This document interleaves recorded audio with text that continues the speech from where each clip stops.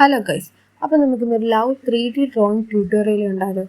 അപ്പോൾ ഇതുപോലത്തെ ഷെയ്ഡിങ് സംഭവങ്ങളൊക്കെ ഇഷ്ടമുള്ളവർക്ക് വേണ്ടിയാണ് ഇന്നത്തെ വീഡിയോ.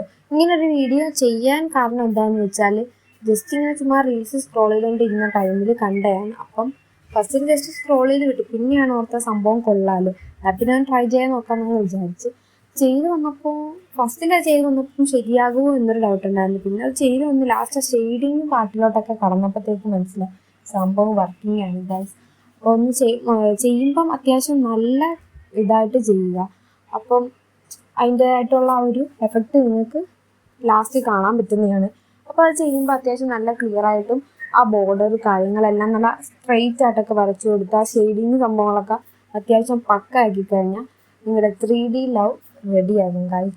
അപ്പോൾ ഈ ക്വസ്റ്റ്യൻ പേപ്പറിൻ്റെ ഒക്കെ ഓരോ വേർഡ്സിൻ്റെ ഇടയ്ക്കുള്ള ഗ്യാപ്പുകളുണ്ടല്ലോ, ഓരോ ലെറ്ററിൻ്റെ, അതൊക്കെ ഫില്ല് ചെയ്ത് കൊടുക്കുന്ന പണിയൊക്കെ നിങ്ങൾ ചെയ്തിട്ടുണ്ട്.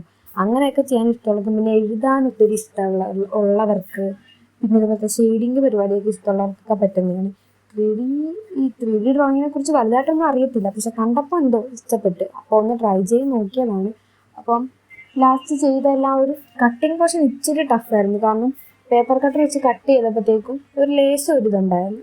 വീഡിയോ ഇഷ്ടപ്പെട്ടെങ്കിൽ ചാനൽ മറക്കാതെ സബ്സ്ക്രൈബ് ചെയ്യുക.